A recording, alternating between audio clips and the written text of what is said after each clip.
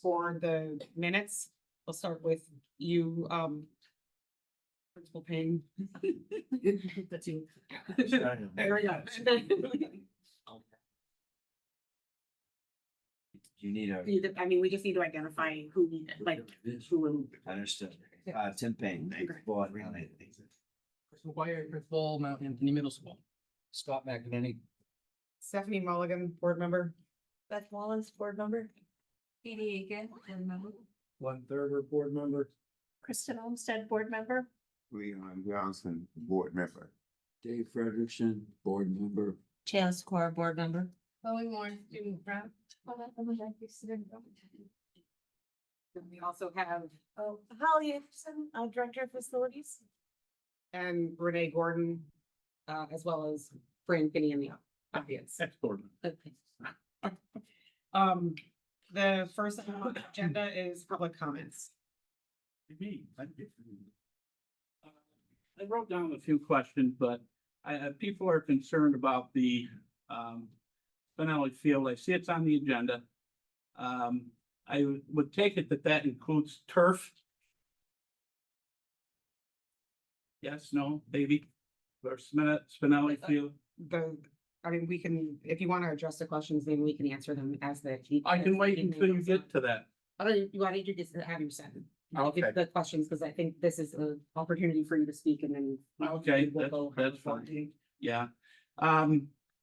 There's 129 high schools in the state of Vermont. There's 47 of those are private, so you got 82 that are public. You've only got 6 schools that have gotten turf fields, with Rice Memorial being the previous one in 23. There's nobody really knocking down the walls here to get a turf field. There's a lot of information that is not given to the people, like, what do you do with it once you get done in the 8-year period, 10-year period, whatever it is. I've been told, well, they chew it up and they use it for insulation in homes. I think that's a bunch of crap, but that's just my opinion.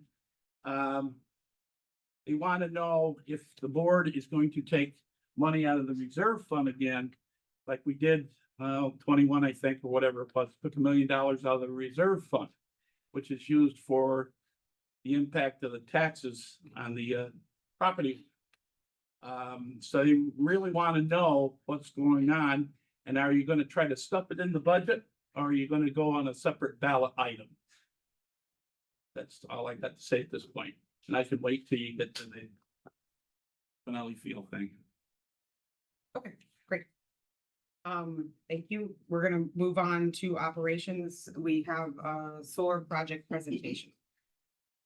So, so I want to introduce, Andrew Bittner.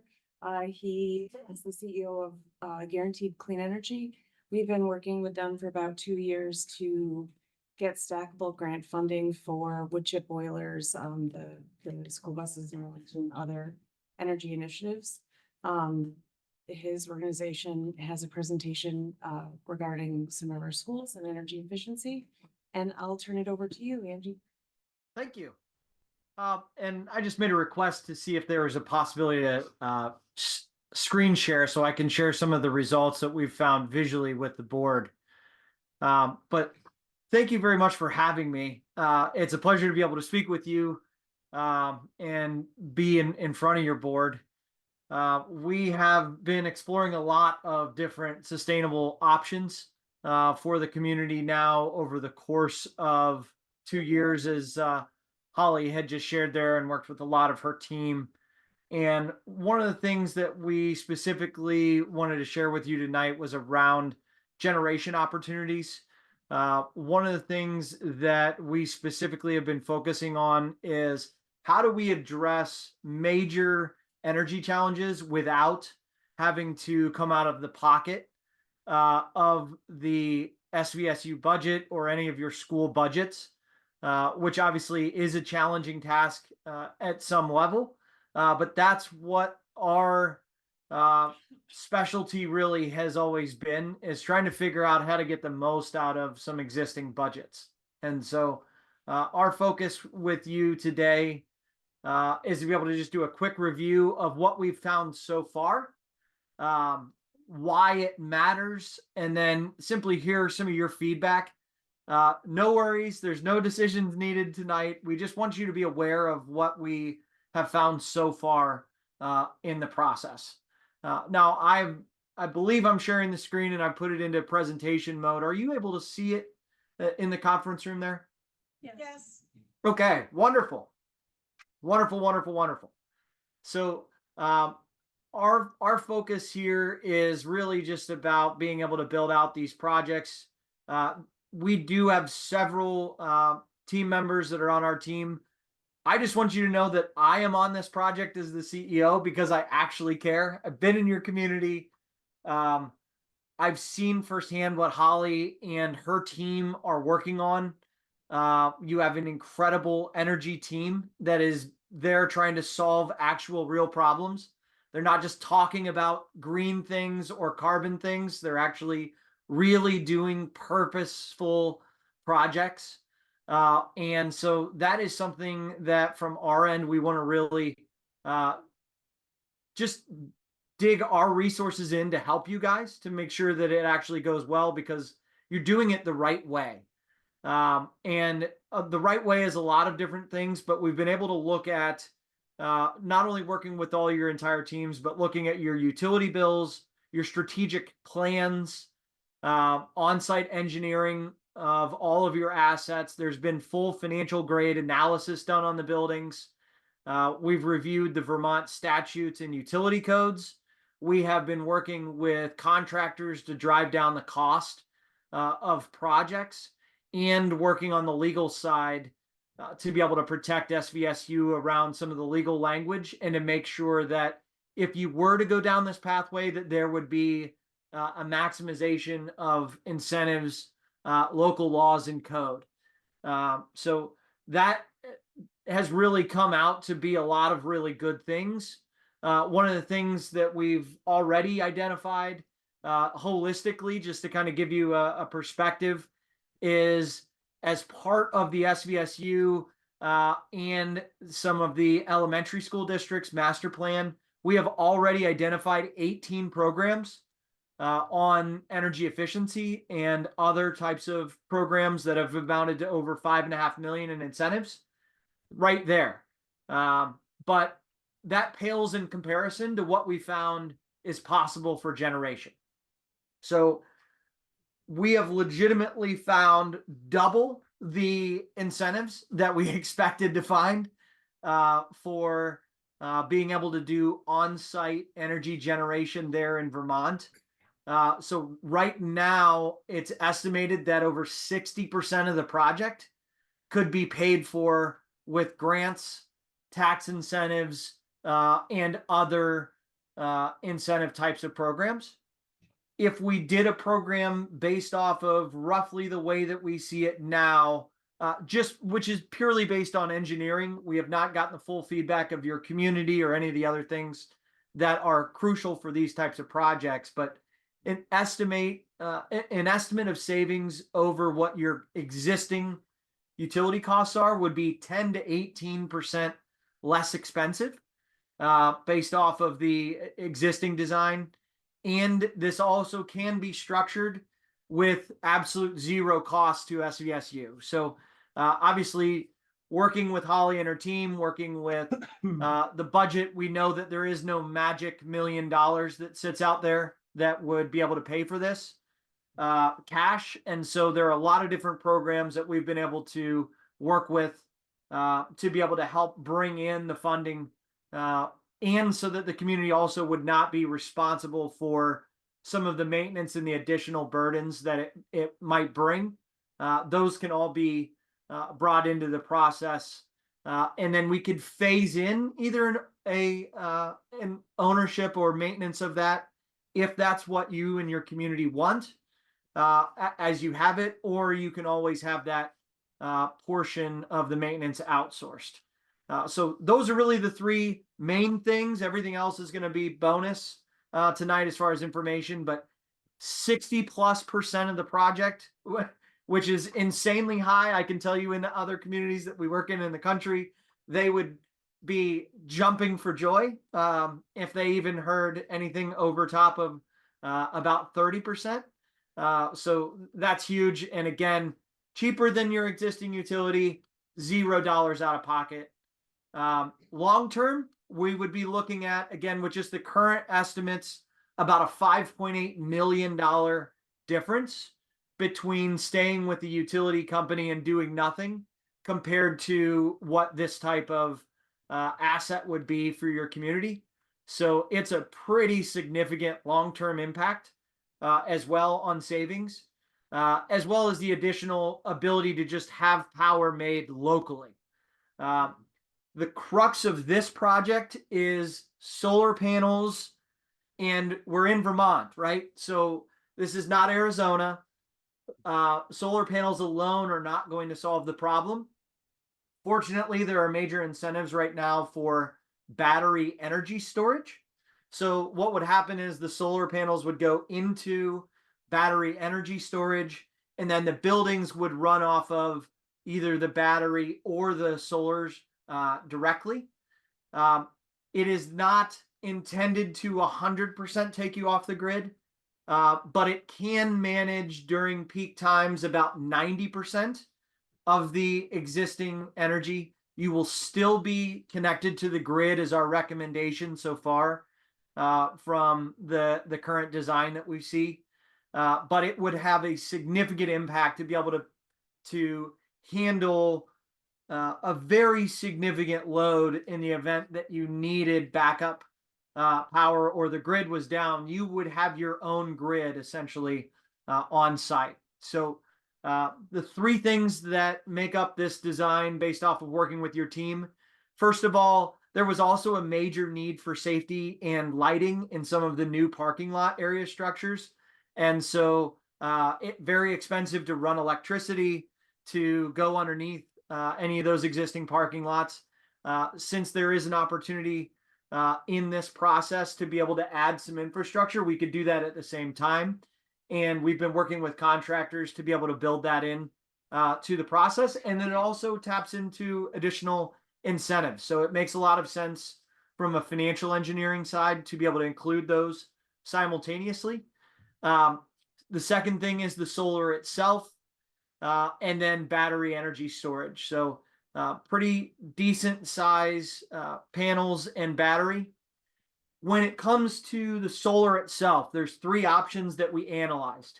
Number one is rooftop solar. The good thing about rooftop solar is that it saves space, but the bad thing is some rooftop warranties. There are some current concerns about rooftop warranties, shutdowns for maintenance, and dealing with existing roof problems or future roof problems. So rooftop isn't always the perfect solution. Ground mount can be very effective, but can affect Vermont's rural charm.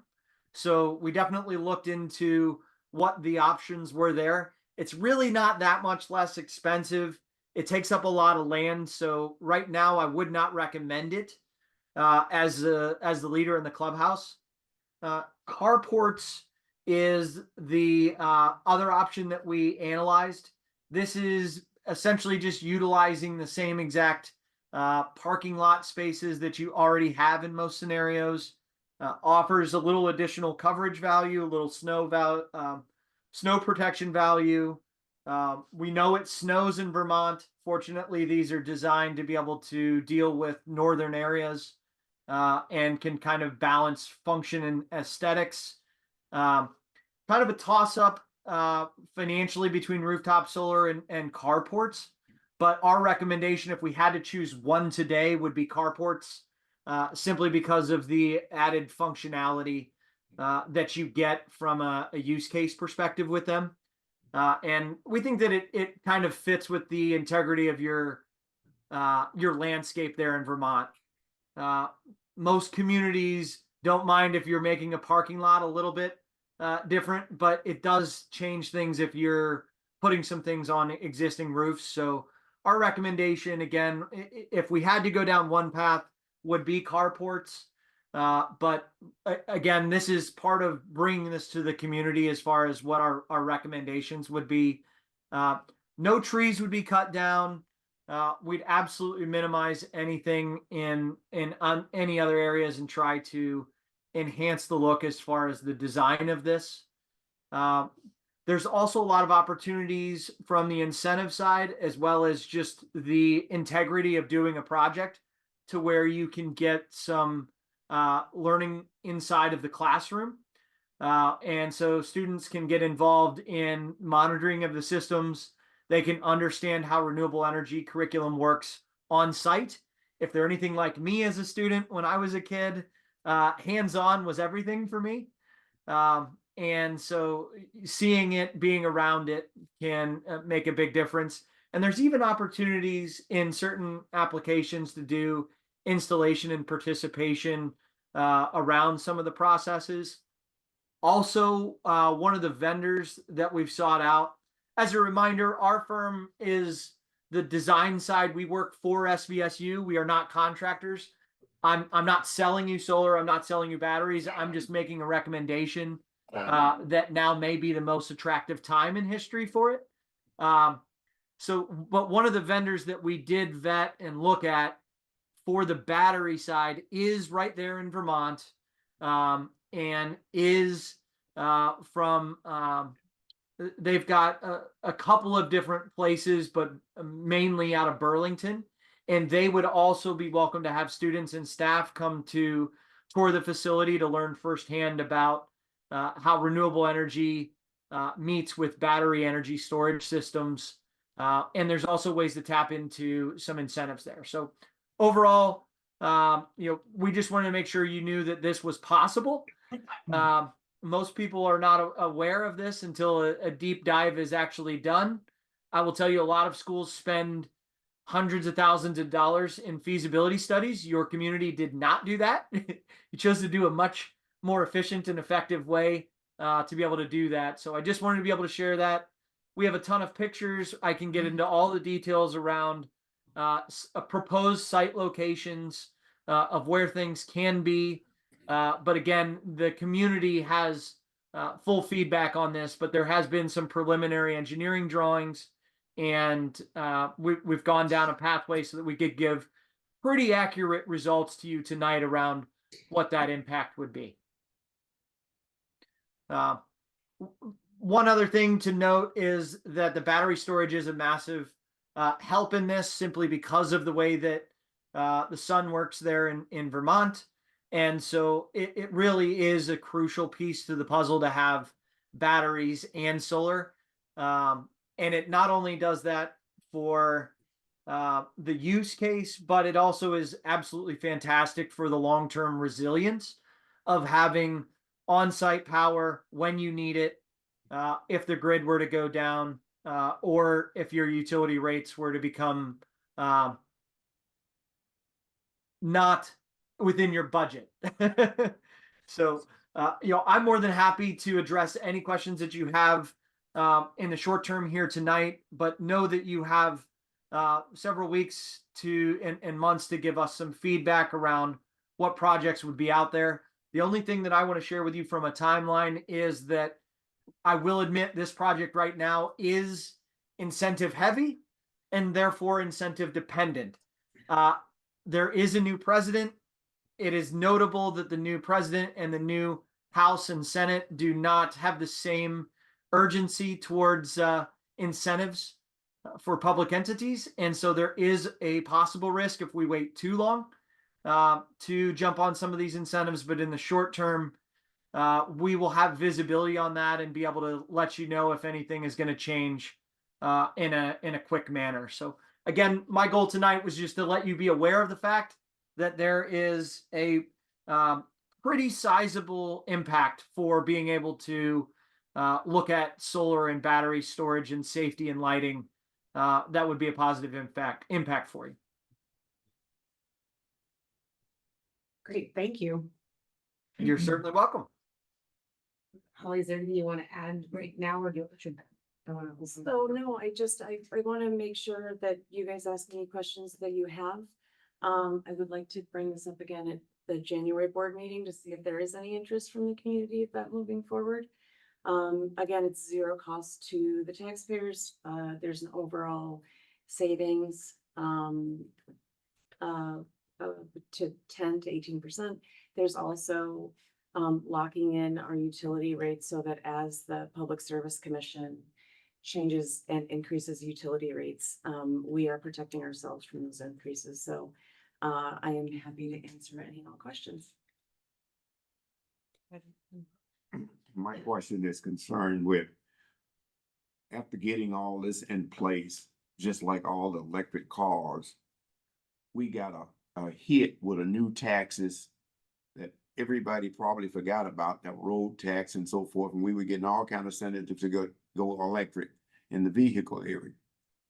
What's gonna be down the road for us if we were to take this and then all of those expenses, all the benefits that we're replacing, that somebody else is having to manage, what tax and what we're gonna have to pay to be able to maintain support to those areas that now associate itself with the school, is one of the things that we need to be concerned about as well.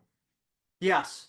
So that was one of the things that Holly was specifically concerned about as well too, and her team. So as we were designing the project currently, there was a zero tolerance for risk on the SVSU side. So that's the way that we've designed it with the current structure, is so that 100% of that risk or management or unforeseen challenges would be on the vendors that you would choose to work with rather than specifically on the school.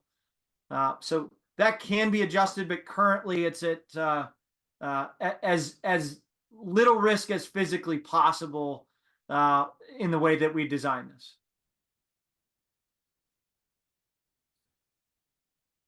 When it comes to grants and incentives, there's often a lot of work that goes into getting those grants and incentives.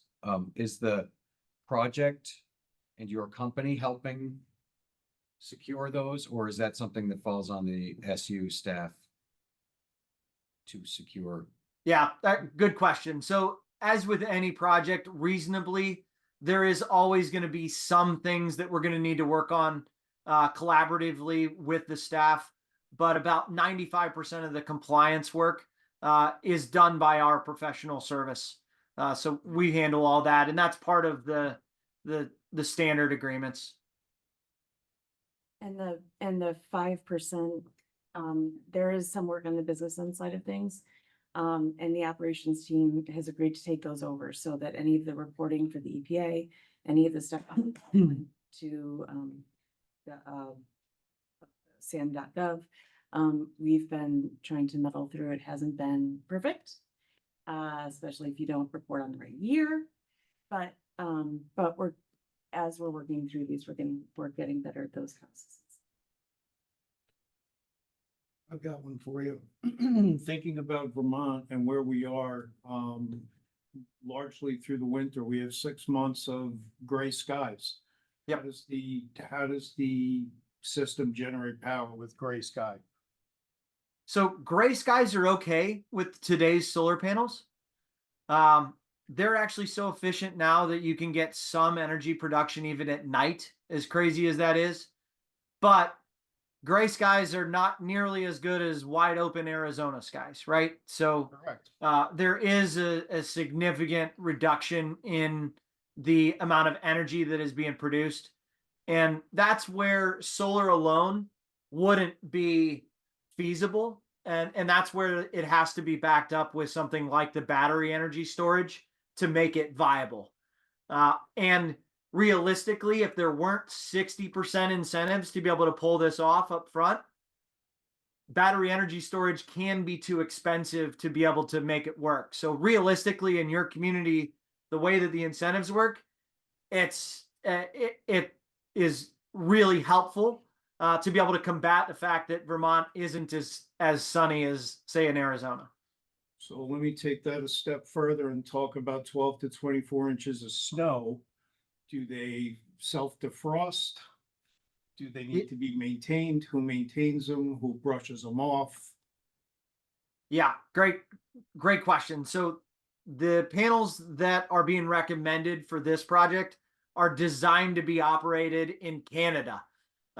So it is designed to operate under snow.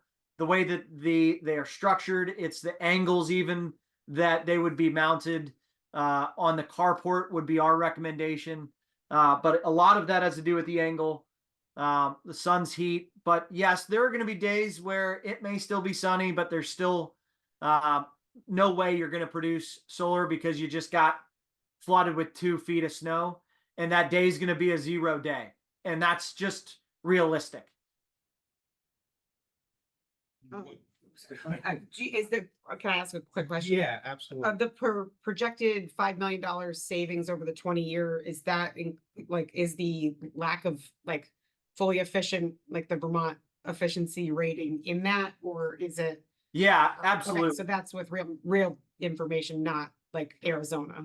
That is your data up to the minute on 15-minute intervals based off of the sun data over the last 10 years in Vermont, rated off of these panels. So pretty deep dive engineering. That analysis itself, just to give you guys perspective, took about 60 days to complete. So it's a pretty in-depth analysis.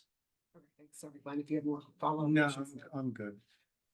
And just to add, sorry, Stanley, just to add to what Andy said, the operations office has been working on a master plan for all the schools, right? Like when do we need to replace roofs? When do we need to switch out windows? And as part of that master plan, we worked with Guaranteed Clean Energy to also build an energy master plan in conjunction with that so that these projects help marry in to the overall master plan.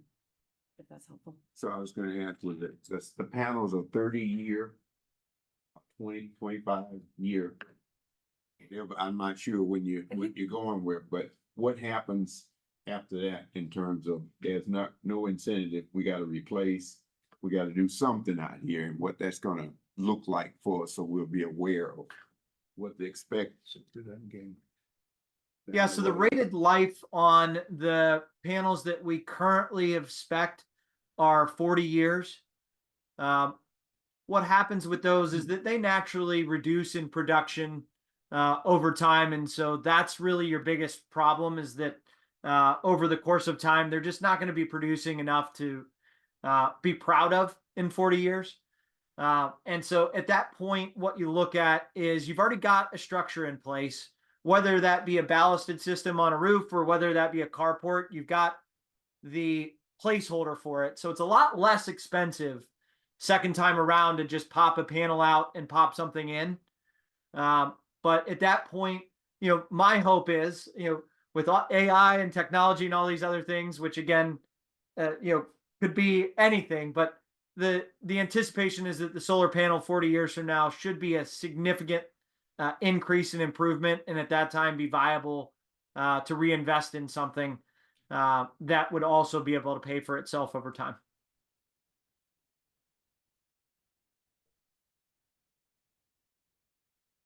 I would say I'd love to see a whole lot of supporting documents here regarding this, and that's not something we have the time for tonight. Sure. Yeah. That's a lot to think about.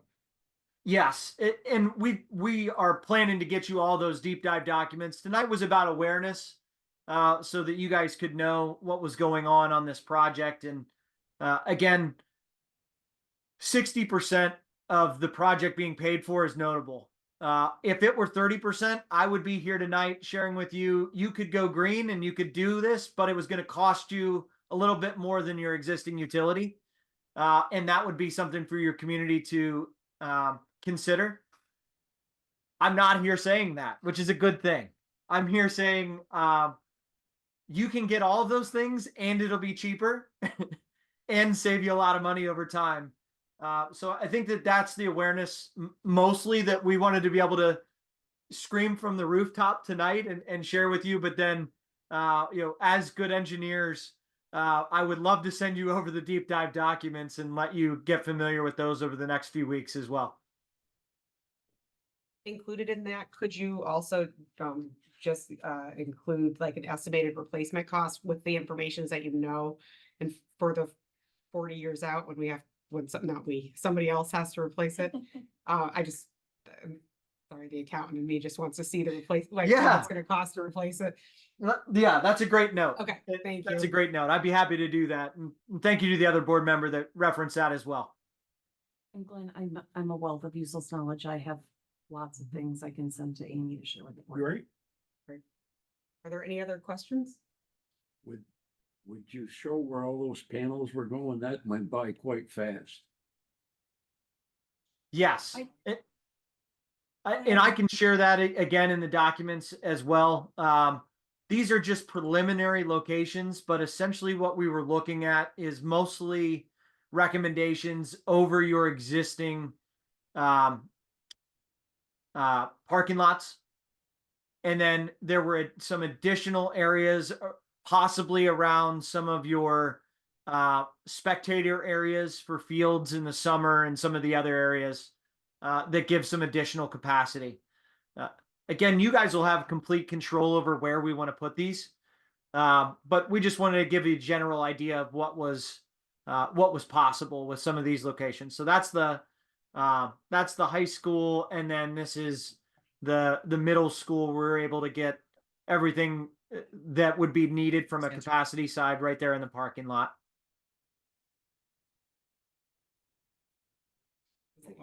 Yeah, I didn't see anything of the other documents. I saw high school and I didn't know if we were talking about the middle school as part of the project. So answered now.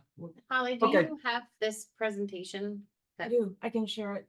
Yeah, so we should post it with tonight's agenda. But I do have one other question, when it made me think about that. We have baseball field and we got softball fields. And those balls do not Right. stay within the Yes. confines of the field. Good point. Okay, we have a lot of cars and things getting hit right now, and the impact of them on the panels. From what, putting them in Yeah. those areas. So most of the panels are today rated for pretty significant hail damage, especially being in that northern climate with being designed for the northern Canada area. So hail damage, not a very much of a concern, and that's very similar to baseball and softballs.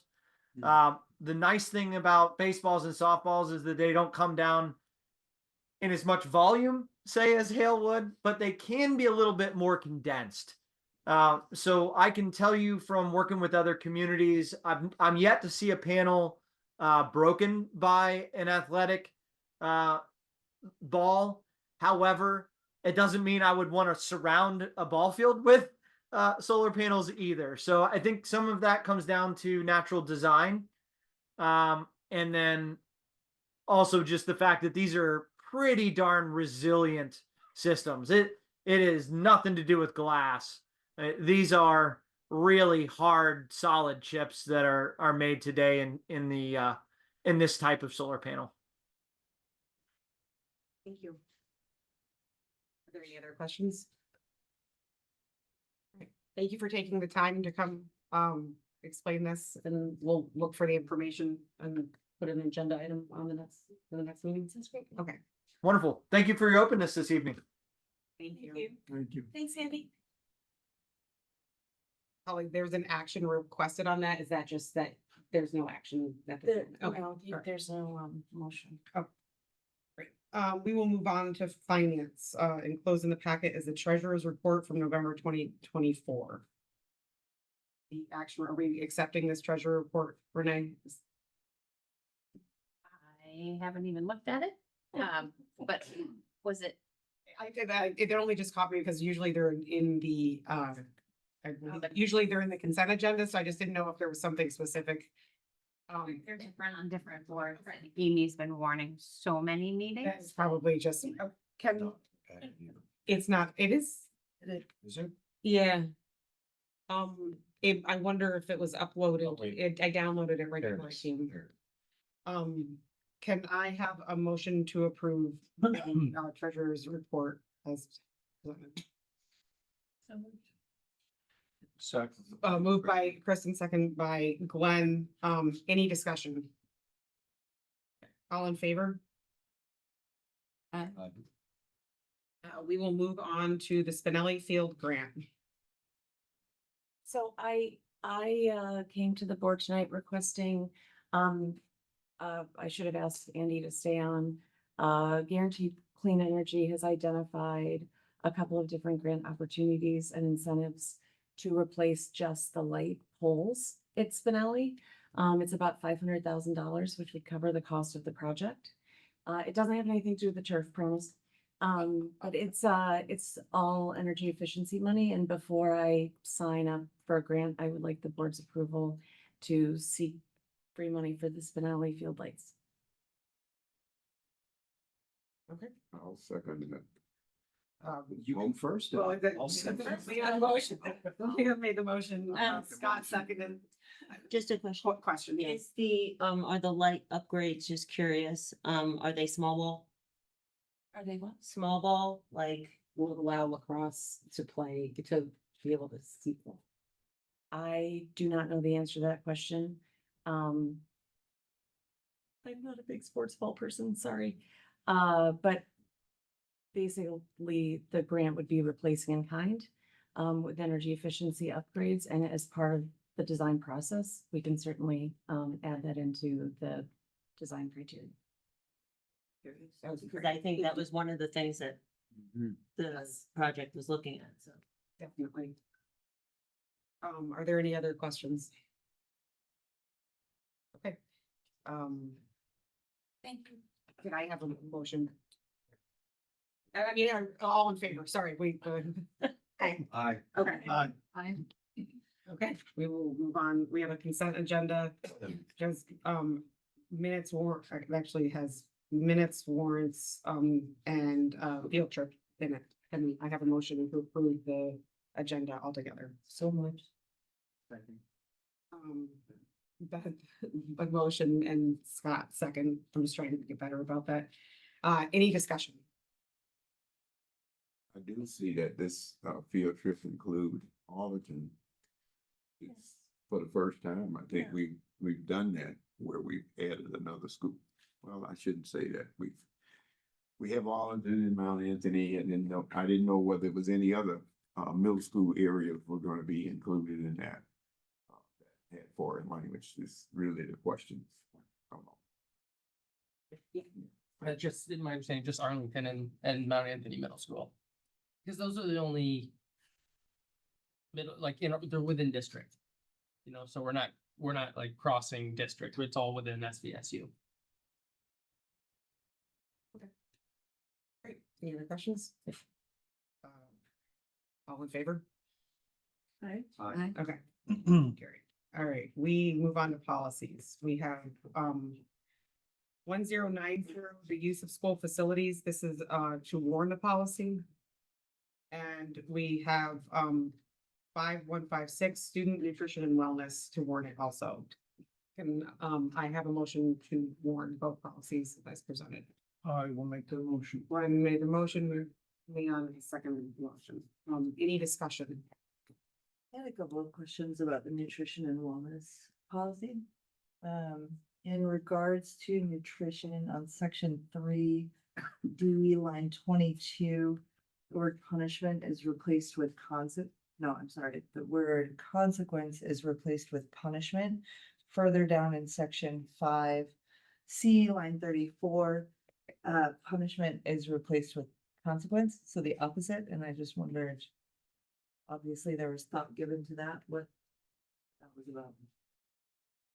Leon, do you want to speak to this, or? I can find other than that. No, we had discussion on that in that manner and the top of my head without having to go back and look at that, but that was great emphasis put on what it was that we were trying to achieve in those areas.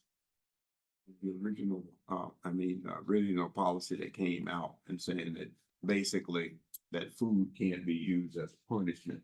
But then we forgot about a lot of other things in terms of how food is being used in the classroom and other areas out there. And so there was a lot of debate on how to best manage that and not take away from those programs and those parts of the school district that did some things along that line, but that wasn't the intent. It wasn't following the same intent as, well, food can be used as a punishment, but food can be used to in those areas where it's necessary. It wasn't easy. I understand why, and I agree with it. I just wonder why consequence was replaced with punishment and then punishment was replaced with consequence when it came to physical activity. So, yeah, that Seems was, like it that should was be one we went over a lot. So, and we asked our legal advice on which way to go with that as well, so. Okay. And then section 5B, lines 29 to 32 speak to opportunities for students to participate in physical activity for at least 30 minutes within or outside of the school day. And I just wanted to talk about what that looks like in middle and high school. And physical activity is defined in the state policy as rigorous or moderate. physical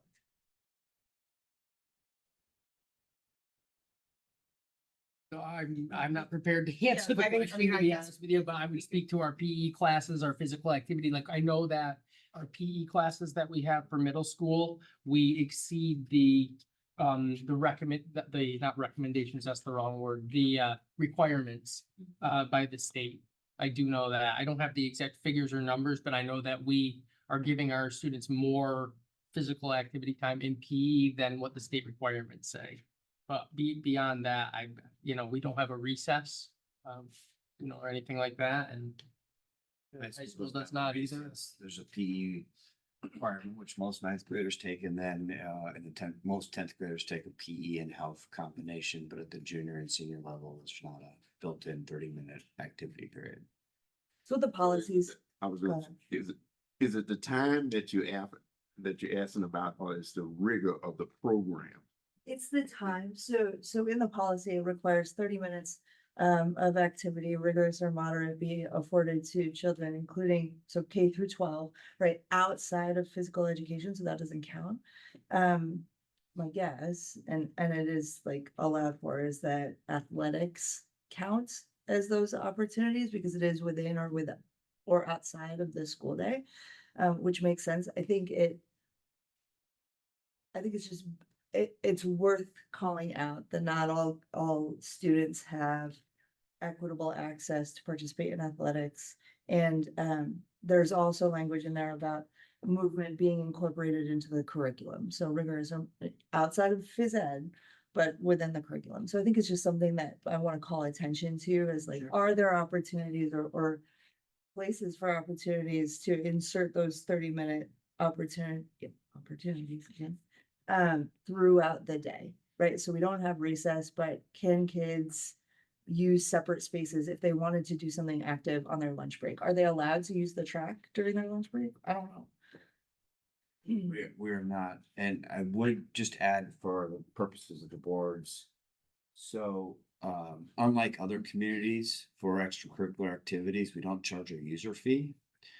We do provide transportation. It is limited. It is one bus running south and one bus running north, but I've served in communities that's made available to students. So we do have a late bus that arrives every day. We have 2 late buses that arrive every day at 4:20.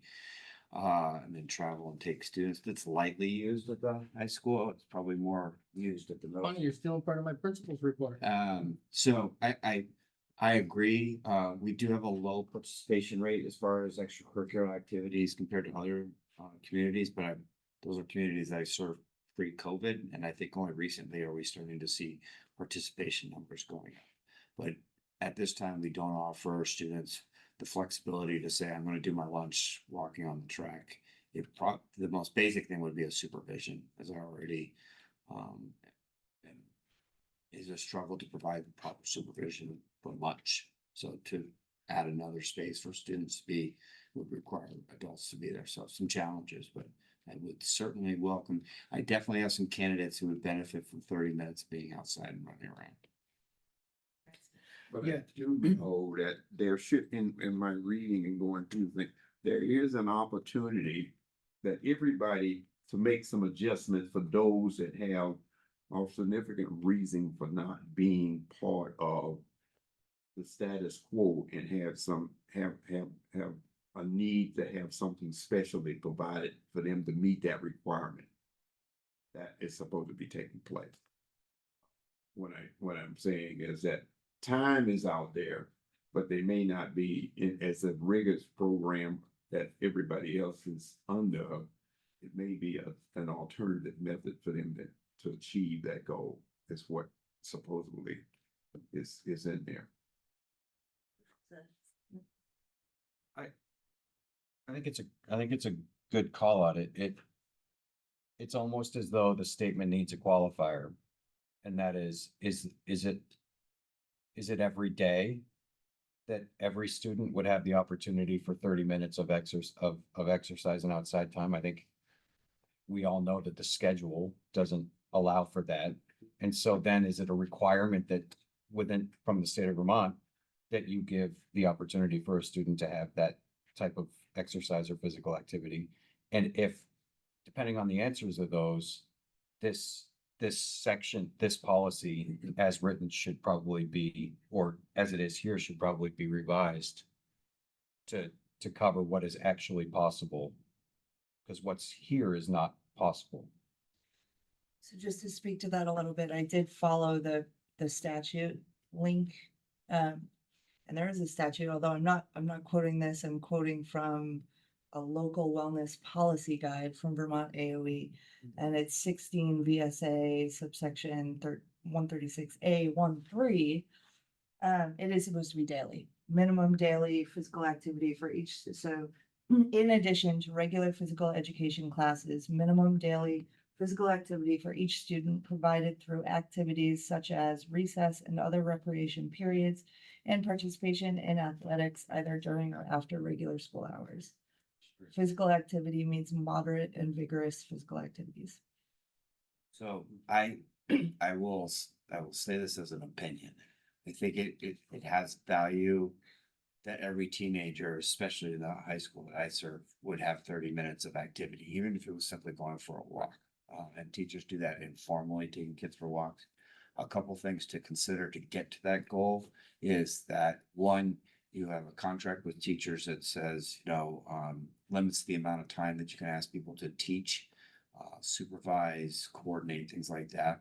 The other thing is that we are directly connected to Southwest Tech, which has its own additional requests upon time, including at the state level, thou shalt have 2 hours a day of programming and offer electives. So it would be a good challenge, and the high school staff has patiently put up with me for the last 3 years because I love tweaking a schedule, and folks have heard that the schedule hadn't been tweaked for a long time.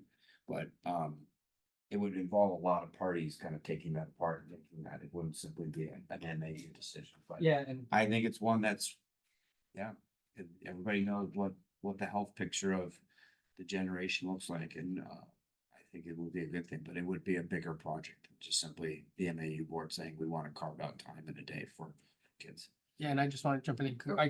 I'm sorry. Go ahead. I just wanted to concur with Tim in that, in theory, completely agreed.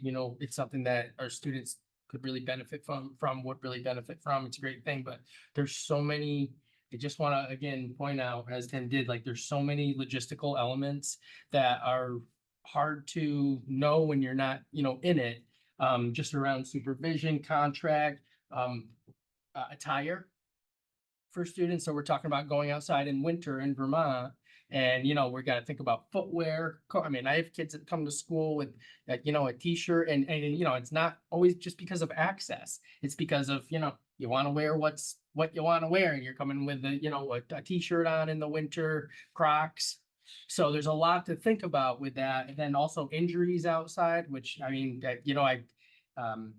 had a span of time last year where, because of Crocs and slides, bringing kids out, getting some physical activity on the basketball hoops, we had a series of 4 rolled and or broken ankles in a matter of a month's time.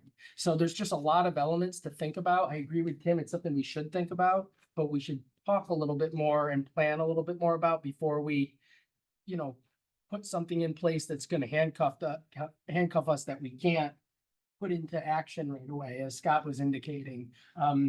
And, you know, not to mention the master schedule and how that interfaces with trying to make sure you're getting all the other pieces that we've committed to in the master schedule, the interventions, the the access, everyone having access to good first instruction for all the core subjects. Like there's a lot, you know, advisory or seminar when you're getting your, you know, your social emotional learning in. There's you know, you only can fit so much in a schedule. So when you put something else in, something else has to go. And so we got to figure out what's the thing that would have to go if we're gonna place that in. Sorry, Jayla had a question and then. So is it saying that we're required to have them do it, or we're required to offer it? Like, that's where I, Required to offer. so we are offering it with after-school athletics to some extent. Could it be as simple as, I understand the equity situation and, you know, there's tryouts too, and not everybody makes the team and there's that as well. But what about like after-school intramurals or something to that effect where we're offering that ability to allow them to have those 30 minutes? And it's not a school sport, so that, and then they could still use the bus and the transportation.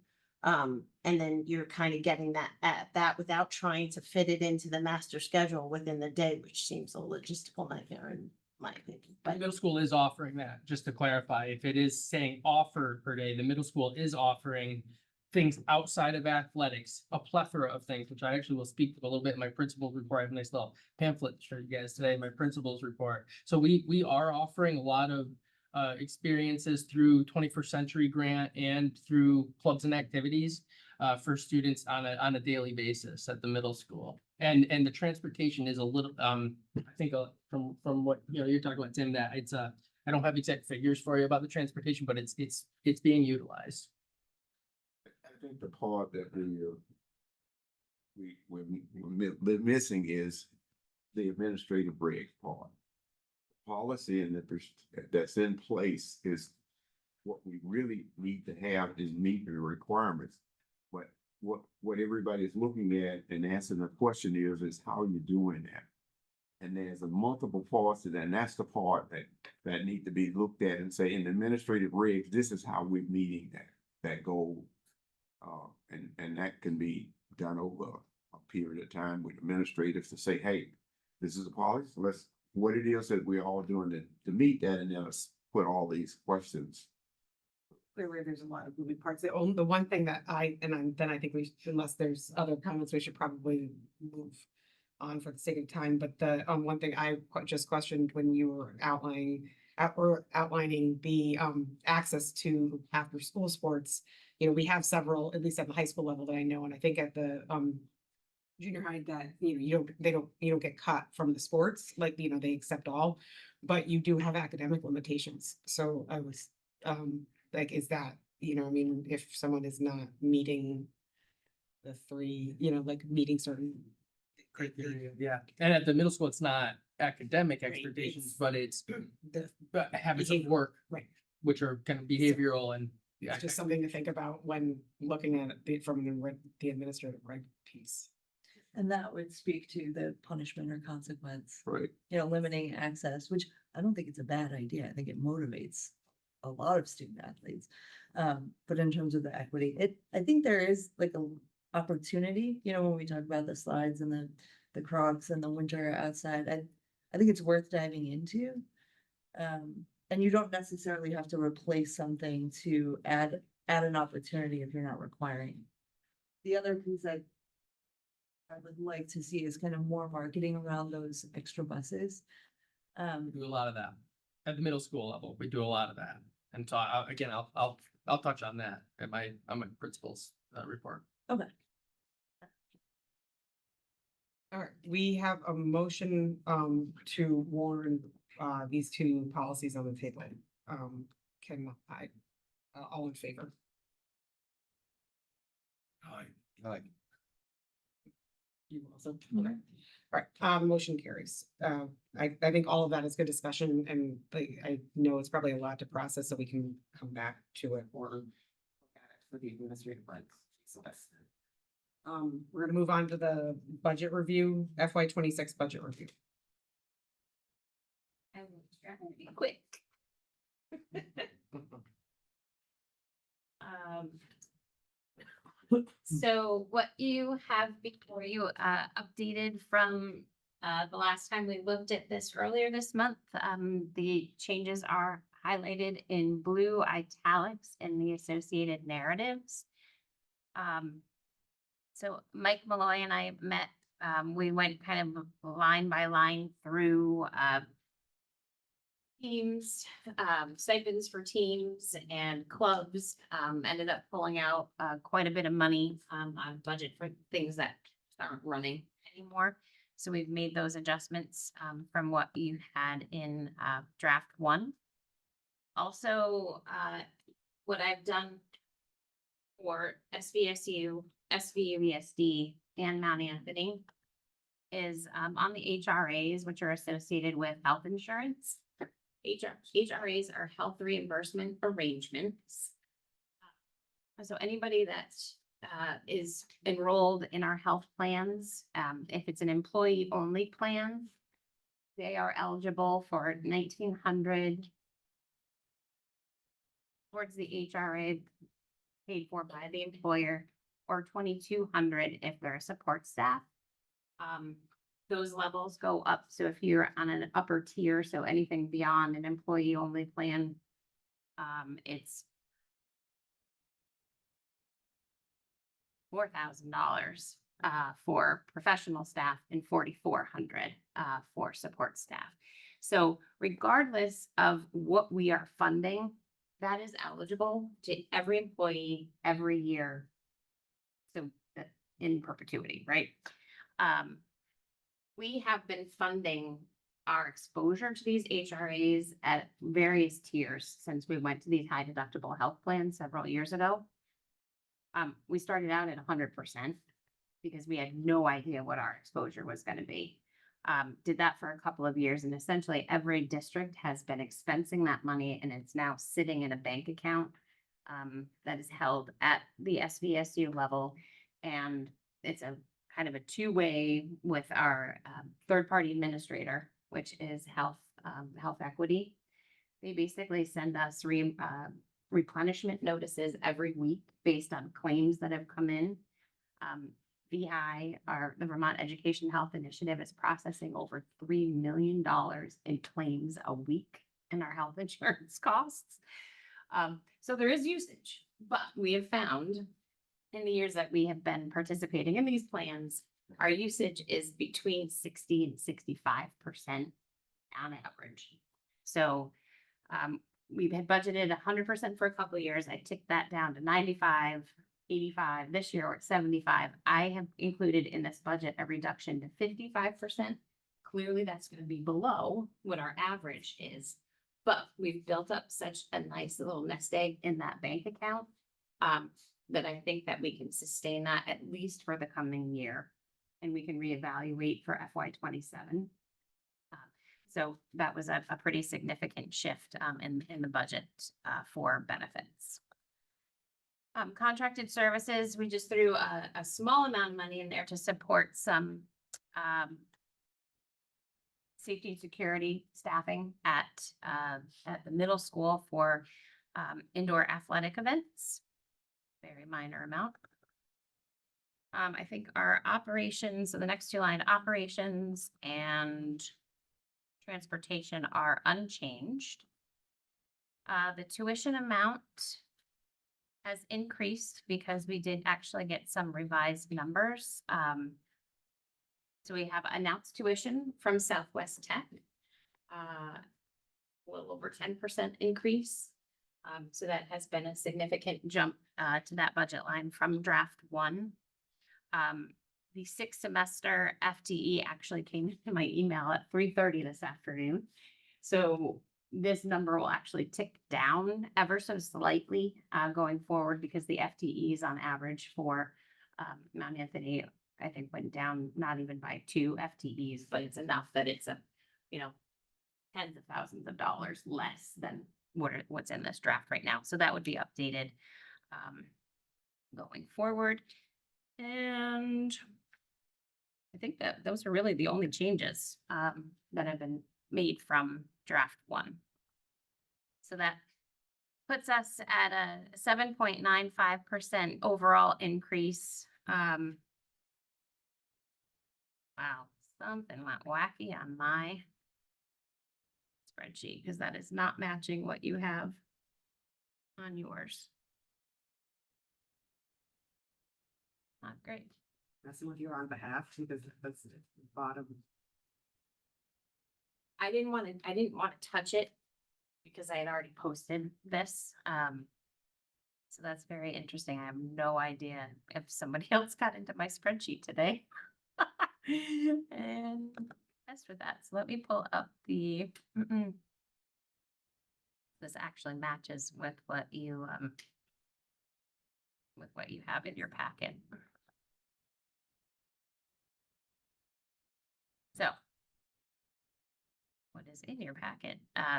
7.95%, and then the 7.47 net to operate when we factor out Southwest Tech.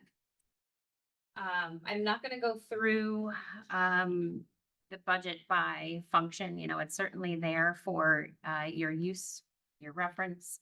I've also updated and included kind of the combine of the two of those. So by function, and then spelled out with the budget category. So that's like probably pages 10 or 11 through 17 in the packet. Another thing I did want to point out, though, is that I did update just a couple of numbers on the FTEs that we have in this budget. So this is on page 4 of the packet. As of December 4th, we had gained 4 students at the middle school, but we had lost 19 at the high school level. So with that, I also included at the very end of the packet, and it's posted with tonight's agenda, the enrollment projections. This actually came out through the NESDEC study that was done by the SVU ESD board for their best use of school facilities study.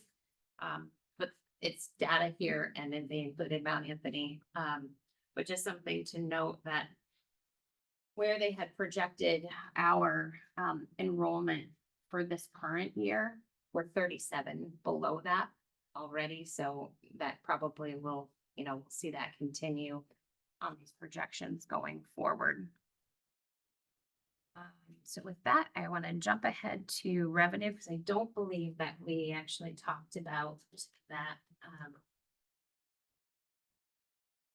this time we were together.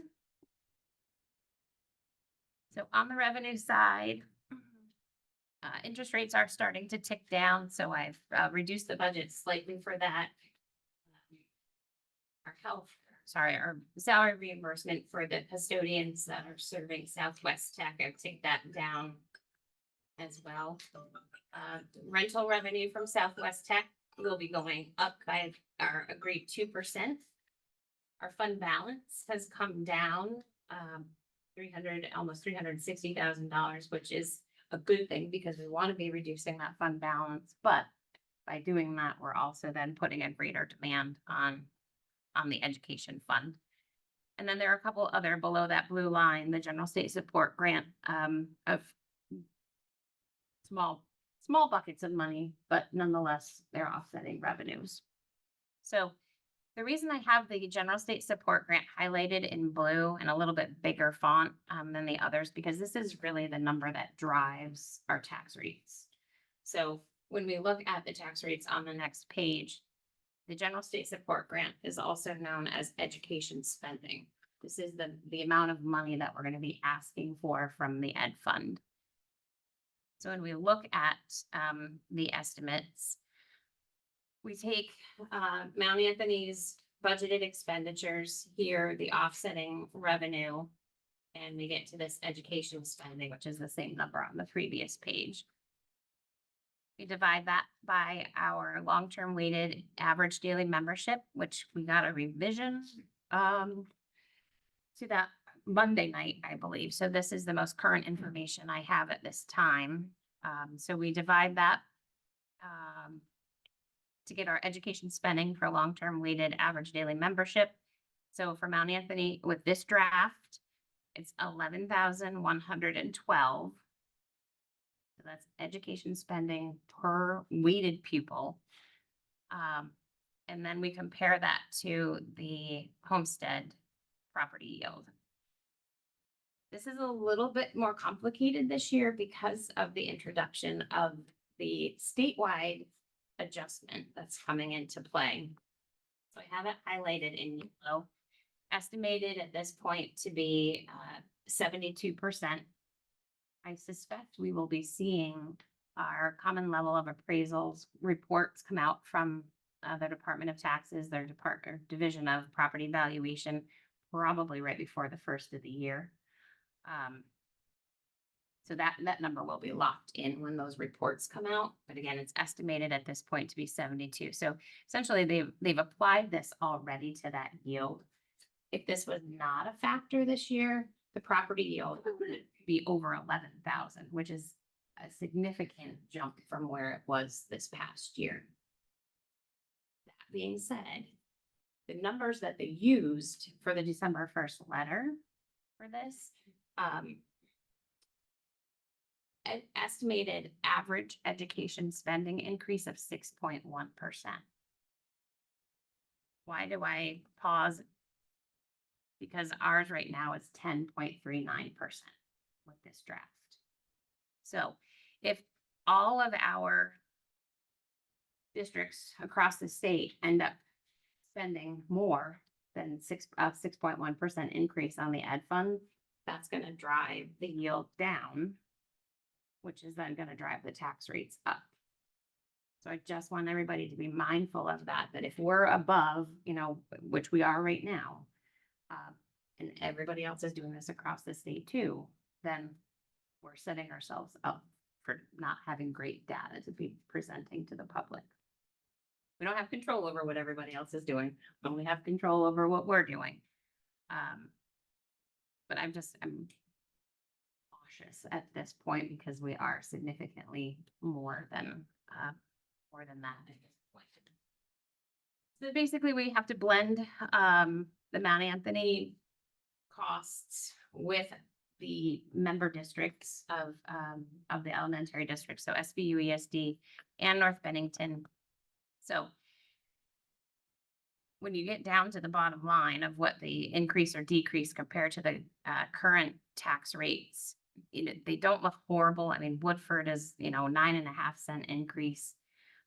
North Bennington and Shaftesbury ID look to be decreases at this point.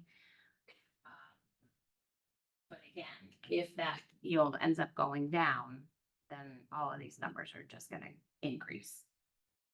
So what does that mean? If the board is comfortable with the budget that we have before you, which is basically funding all of the staff, all of the FTEs that you have before you in the report. So be it, but just like we know that it's going to be a demand on the ed fund higher what the estimate was by the tax commissioner. If you're not comfortable with that, then we have some work to do and we just need a little guidance on where you want us to go and we'll figure out how to get there. I know this is a lot of information.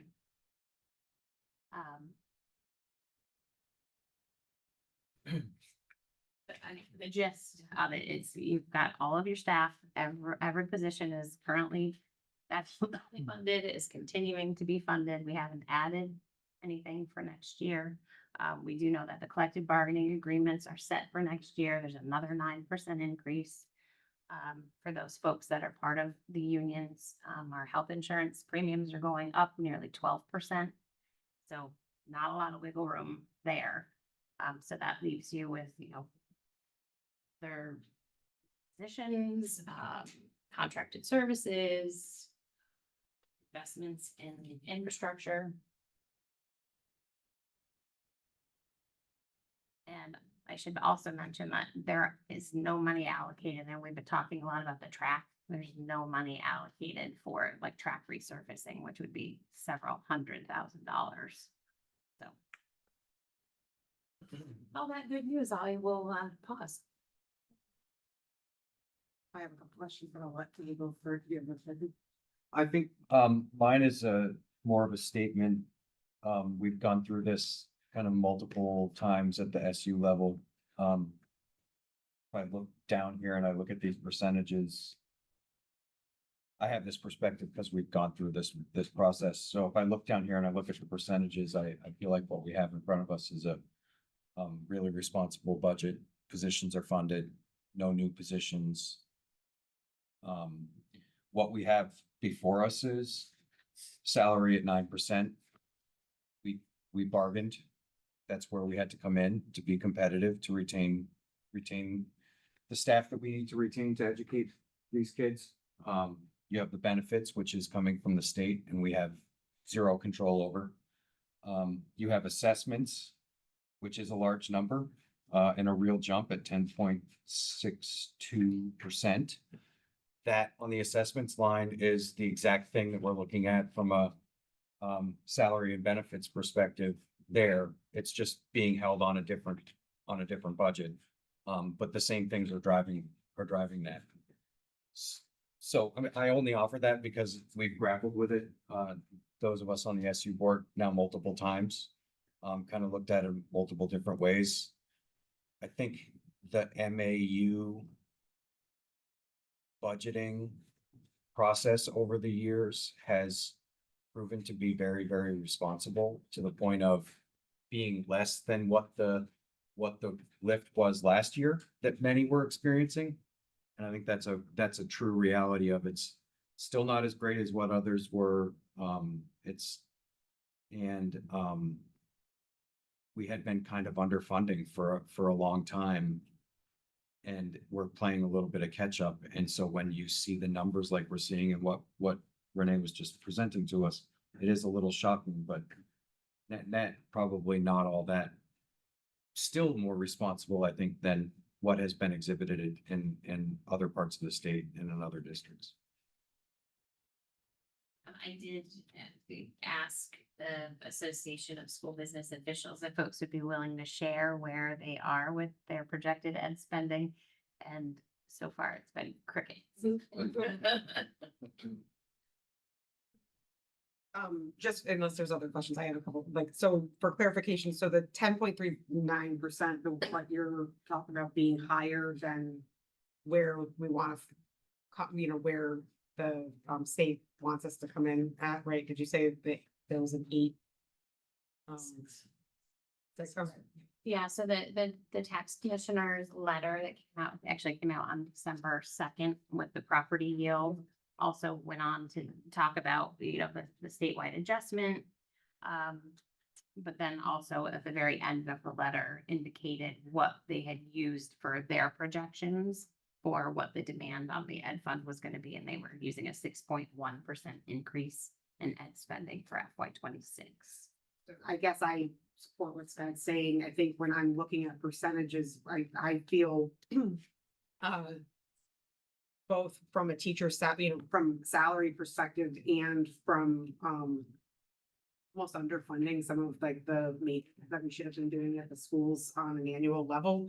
Like this percentage increase to me is bringing us probably more in line or closer to what other schools have been functioning. So I struggle to want to cut into programming or facilities because I feel like I feel like we're just kicking the can down the right. Like our job is not to, I believe that our job is not to come up with the lowest tax rate for our taxpayers. It's to properly fund the education. So if this is what, I think this is a responsible budget.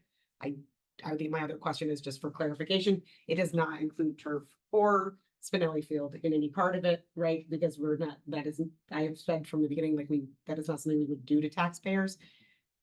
So I think it's a responsible budget. So I would have a hard time I'd rather advocate for our schools, which is where I think we should be, rather than by trying to cut and present something. That's my opinion. I don't know if anybody else has other comments or thoughts.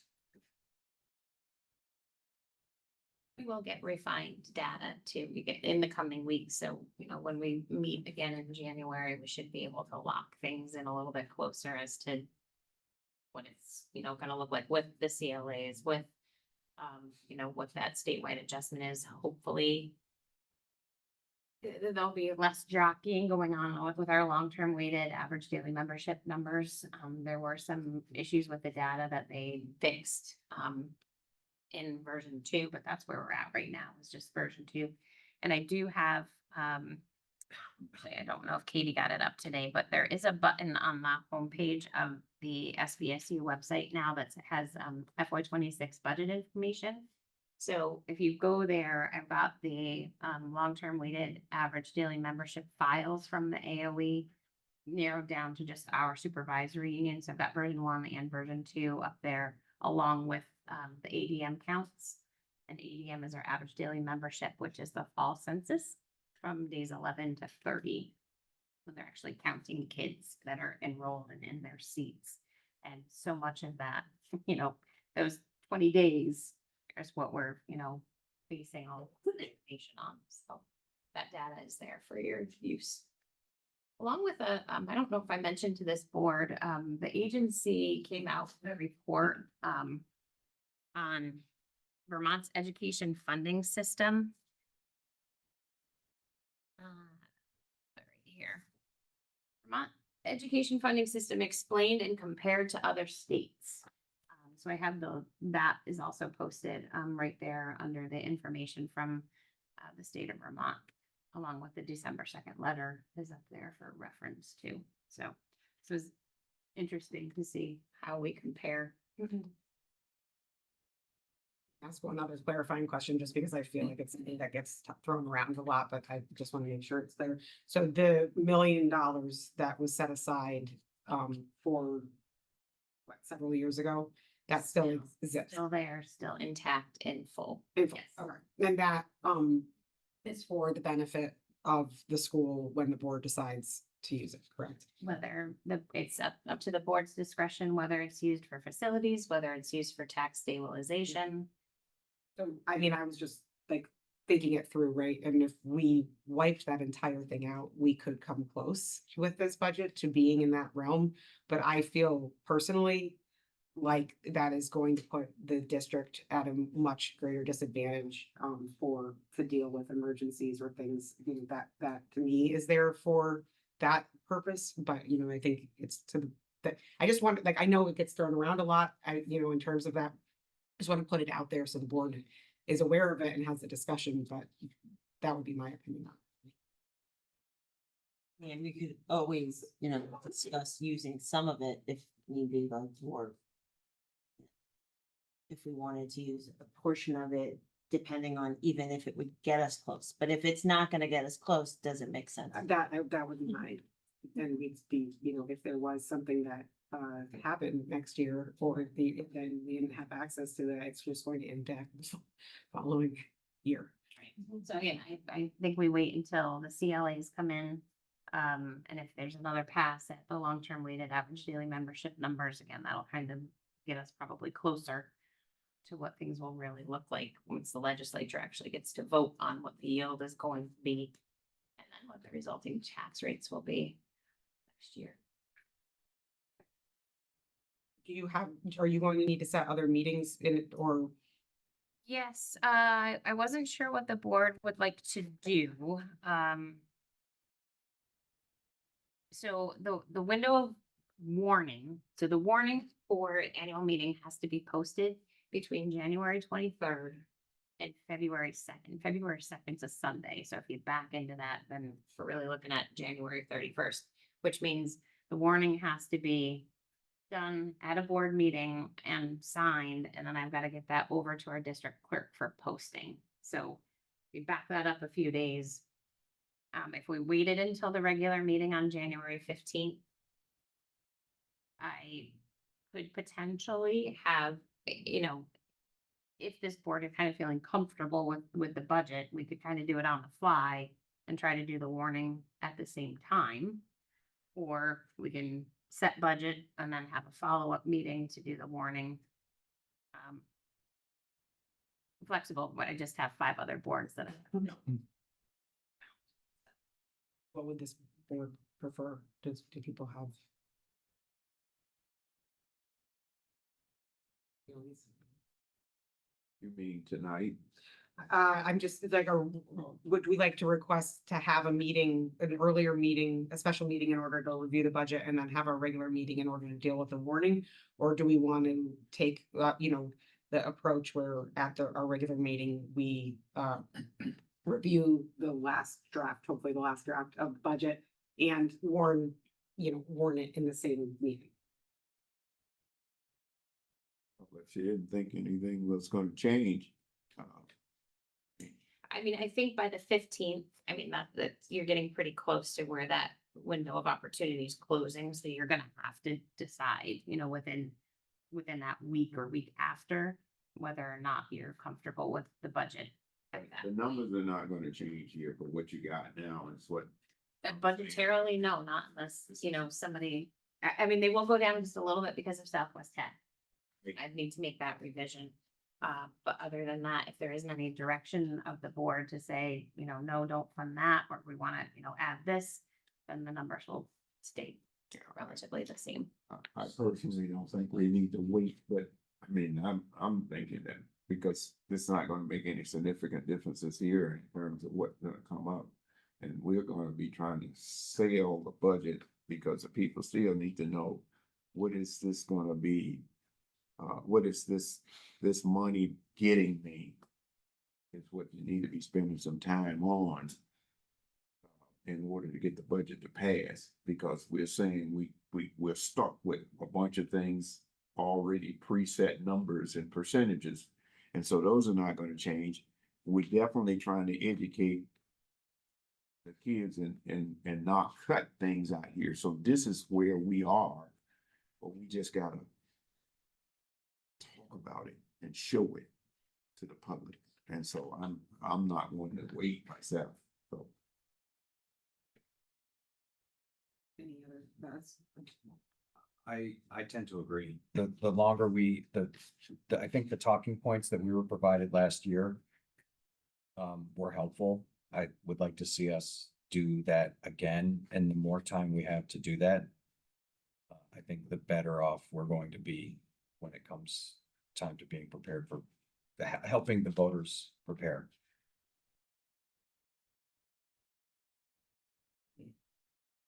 I'll put all kinds of fun graphs and stuff together for you. I agree, and I'm fully, in agreement with you, Stephanie, about our job is to not necessarily keep the tax rate low, but to fund the education for our kids. I just very quickly went through the variances for all of the expenditures. And their assessments, their benefits, their salaries, right? With the exception of 2 things that I just wanted to ask for clarification about so that I can speak to them and defend them. For computer supplies, there's an increase of 88,500. Wondered what we're anticipating spending that on. And then the other significant increase was 60,000. Is the office of the principal supplies, an increase of 60,000. What age are you? So 60,000 is on page 16.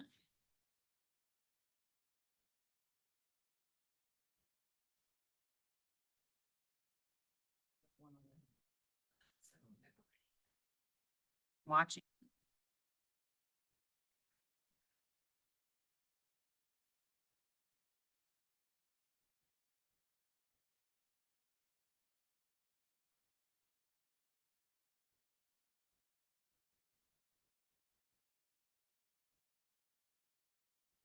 Office of the Principal supplies, that, there's a new platform that. And you can probably speak more eloquently. Which one? Do you want me to talk about both of them or just the one? Both of them are in there, so you're paperless. Yep.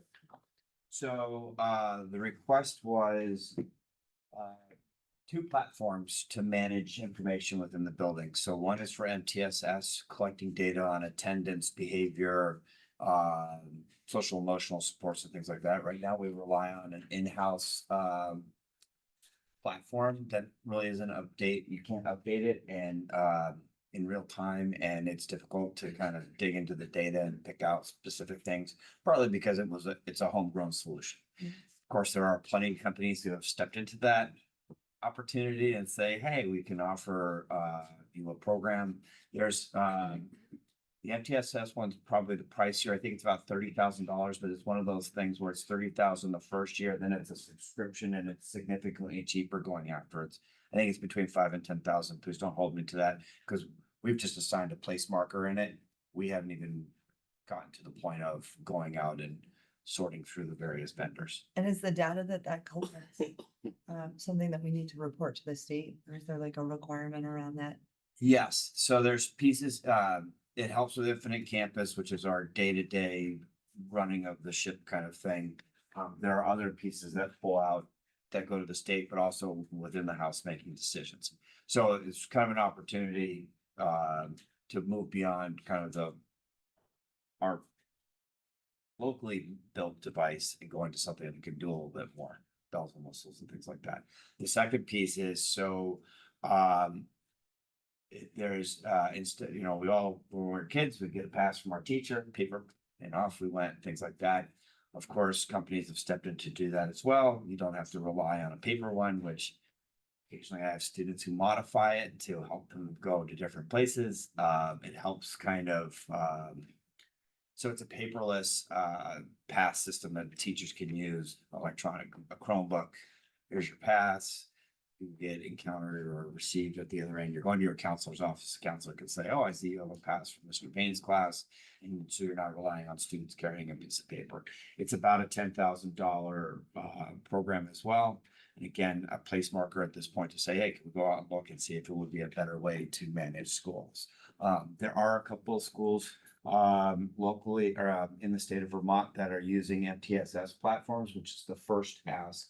And there are also schools, North Country is the one that comes to mind, that are using paperless.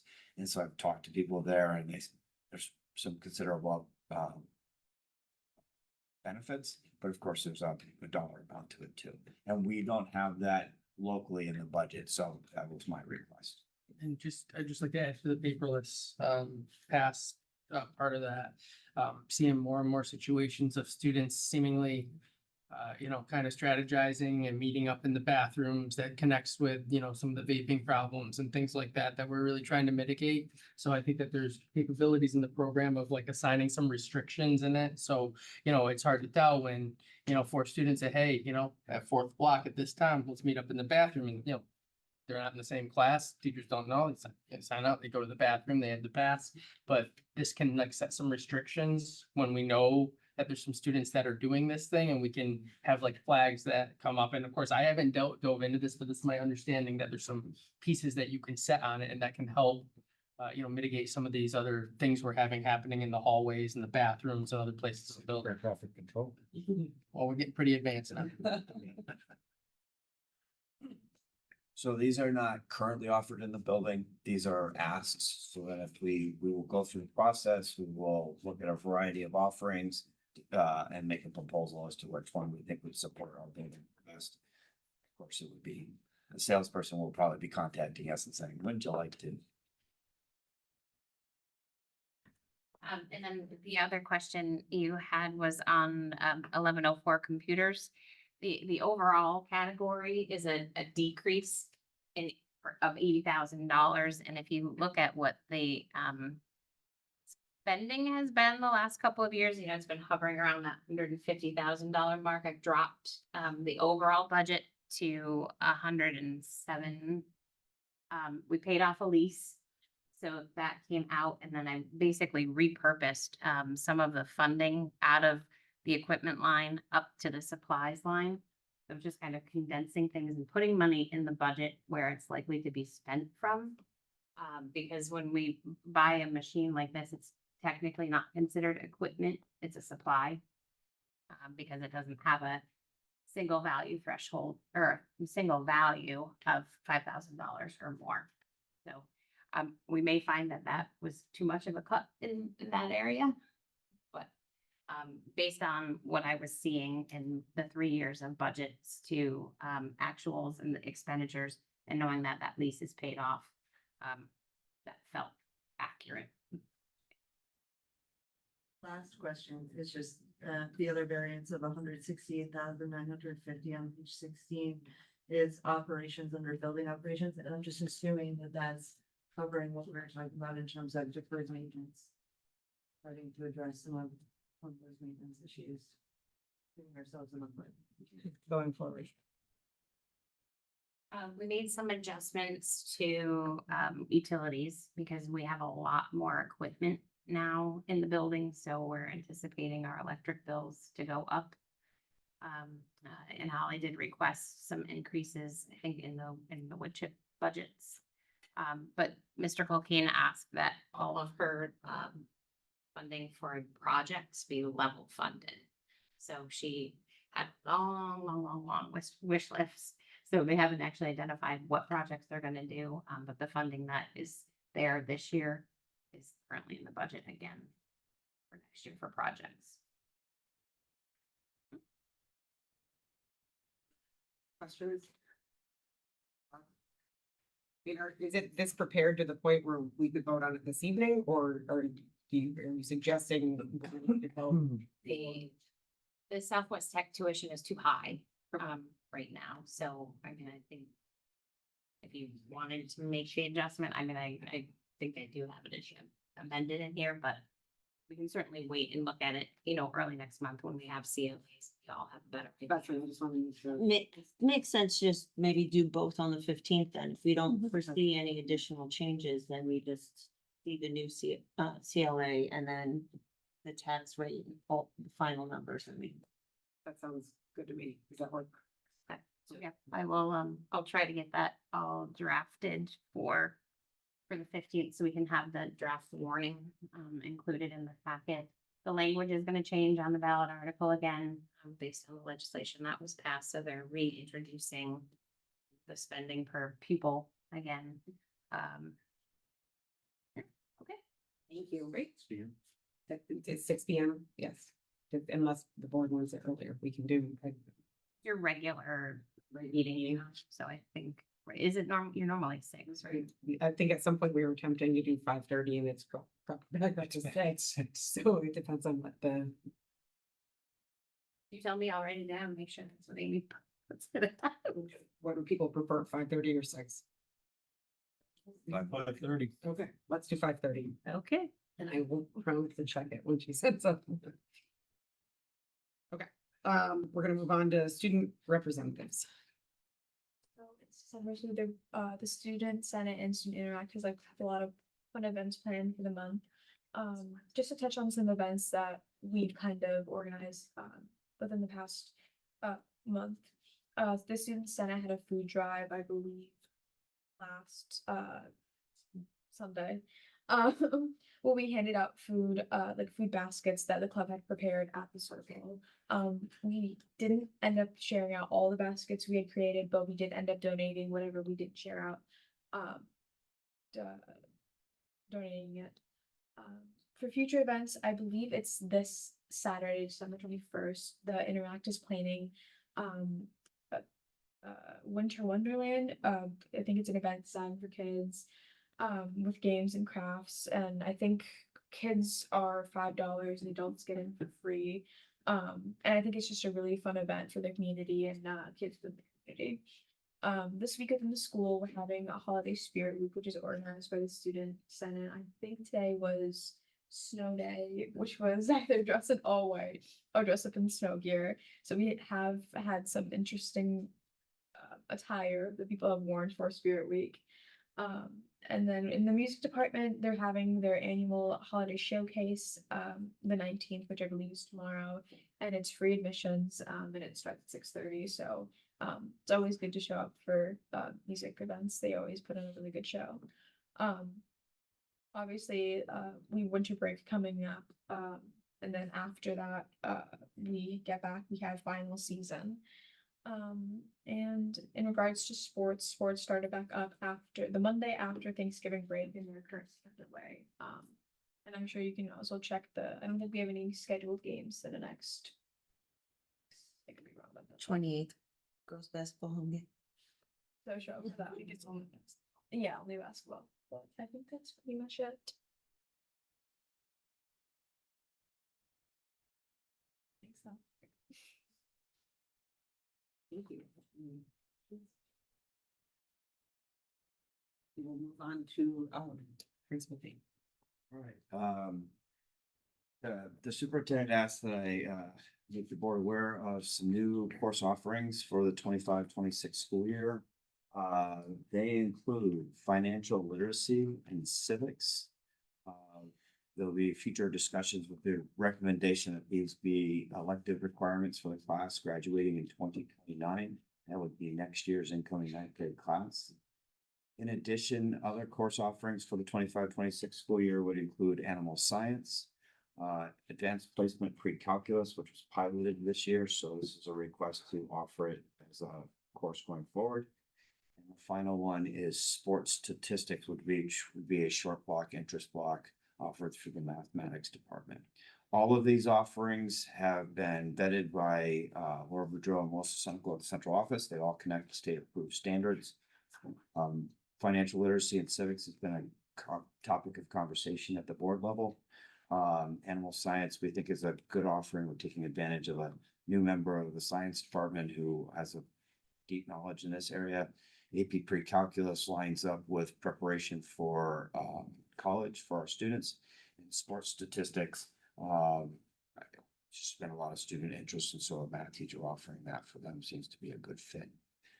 Any questions about the offerings? It's like to know whether there are any conflict with the, let me see, one of those with the Career Development Center. Of those. Whether we had, let them know that this was coming and whether they was in a conflict with any of the classes. Understood. Ms. Hodsinger and I meet monthly. I've shared these offerings with her. We're working on other things as well as far as scheduling and course offerings between the two buildings.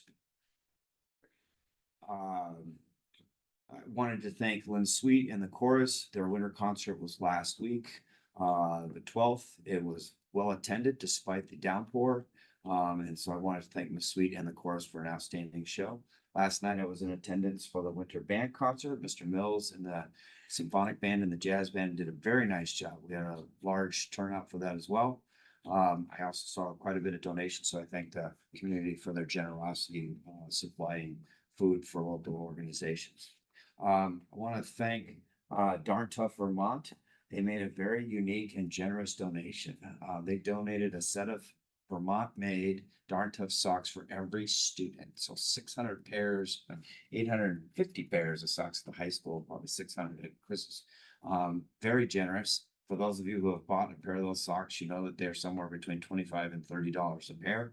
So we appreciate that. I will be writing a letter expressing our gratitude, and we are proud recipients of Vermont-made product. Winter break for the high school, I'm gonna steal Chris, and for the middle school starts this Saturday. That is the 21st of December. Students have 2 full weeks off. So if moms and dads think they're going to send them back on January 2nd, no, that is the January 2nd and 3rd are Thursday and Friday. Those are staff days. We have scheduled professional learning and staff assignments for those days, but they are not school day. Students are enjoying that once every 6 or 7 year opportunity to have 2 full weeks off for the winter break, which means we will all be returning with students on January 6th. That is a Monday. Any questions for me? It's really, I just want to say, I'm really happy to hear the financial literacy and civics classes being added. I do think it is an opportunity to Leon's to coordinate with the Southwest Tech to make sure that all students have the opportunity to participate in those classes. I won't cover the schedule for the break or anything like that. I left that to Mr. Haynes. I just wanted to highlight 2 positive opportunities that middle school students have had I won't use the word opportunity again, have been able to experience. So one of them is our 8th graders at the school, and I want to thank the school counselors, Mrs. Hannah Green, Norm Nicholas, and Alora Thiem. They do a lot of coordination with Southwest Tech to do these visits. Basically we go there and we, bring the 8th graders over and kind of show them what the Southwest Tech has to offer and, what they might, be interested in, signing up for, taking his classes over there once they transition to the high school. It's always a really positive experience, it seems, for them. This year, it seemed to be, a very positive experience. A lot of smiles coming in back into the building, and different swag that students come with, mugs and different things. And it's always fun to ask them a little bit about what they did there, and it's always a lot of good stories from them. And it's a good thing. So I think Southwest Tech, the school counselors at the middle school. So that's one thing. The other thing, I'm actually going to hand out, I think I have plenty of copies for everyone. Thank you. So this is connected to the 21st Century grant we were recipients of as a district. It's a large grant that's going to fund after school and summer programs over the course of the next 5 years for the entire district, not just the middle school. Kelly Brooks has been hired as the site coordinator for the programs. He's been doing an amazing job doing all the work of preparing these brochures, doing signups for the experiences, providing supervision after school for the experiences, and also helping me communicate with the staff that are working in the experiences. So Kelly Brooks, big shout out to him. He's been working really hard. He's one of the behavior interventionists at my school, but he's also taken on the role of site coordinator. And then just highlight a couple things from the pamphlet that you're looking through. I certainly won't go through all of it. You can take a look at it at your leisure, but we're offering 8 new experiences this winter session. Now, I'm going to remind you, this is in addition to all of our clubs and activities that we're offering. So we're offering, I should have written down the exact number, but somewhere 20 plus different after school offerings for students on any given week. And that's on top of all of our athletics. So I'm really proud to say that includes Lego robotics, an entrepreneurship program, a program called our experience, I should say, called Winter Warm Up, which I won't go into the details tonight, but you can check it out. Just some healthy things to do in the winter, basically. A guitar program that's gaining popularity. We have some roadies in there and everything. Just kidding. Now there's a lot of kids wanting to come and hang out in the guitar program. So it's been very popular. Literacy Legends, so working some, reading support for students, but the teachers do a really nice fun twist on it. And, a lot of students are really enjoying that. We have something called the Coping Cafe, again, offered by a couple of our clinicians. So take a look at that. And then crochet and yarn and tennis. So it's a really kind of eclectic offering of different programs, and that's just for our winter session. We do different offerings each session. I'll also just highlight the busing, which you'll see on the inside of the pamphlet. There's 2 buses, as Mr. Payne alluded to earlier in the meeting. There's a north bus, there's a south bus. There's 18 stops that we offer for students on the bus. And again, Mr. Brooks does a really nice job of communicating with the district office and the bus garage, and making tweaks to those stops as needed when different kids sign up for different sessions. So there's even some flexibility with that. And basically, I'll just end by saying that I know we're going through budget season and everything, might not be the next meeting, but I would love to bring Kelly Brooks and some students before the MAU board and just kind of talk about the experiences and present a little bit on what they've been doing and how it's been going for them. So that's something I'd be really interested in doing. Maybe once we make it through budget season, we give Renee a little bit of relief from the hot seat, and we can put Kelly Brooks on the hot seat, and we can tell a little bit about what some positive things going on in the school. Stop right there. Thank you. We have ski equipment. We do. I think that we actually, and again, Kelly could answer that more concretely, but I think that we actually got some through some grant money or something of that, or donation or grant money or something of that nature. So I don't think it was anything that we, budgeted for, certainly not through the MAU budget or anything like that. But yes, cross-country ski equipment, snowshoe equipment. I think it was through a grant, but I'm not prepared to answer that definitively tonight. Any other questions? Very exciting, great, engaging games. It's It's really exciting to read.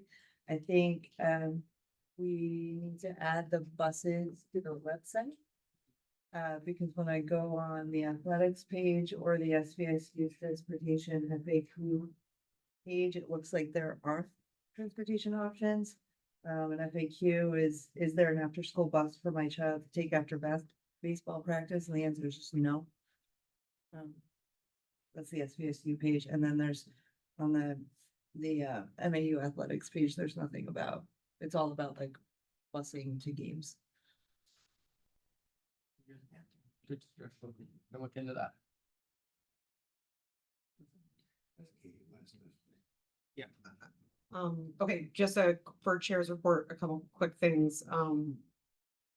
There's been a request for, the turnover information. I think you had asked for the turnover information.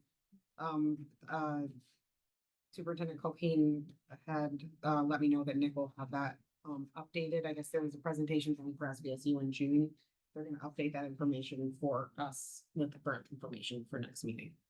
And then there was also discussion, about, questioning whether we want, the superintendent to schedule a legislative breakfast. Is that something that this board would be interested in attending if it was scheduled? I will ask him to schedule that. I think that's it for me. I apologize for the long one. We have a motion to adjourn. So, second. All in favor? Aye. I think we all voted on that. Thank you.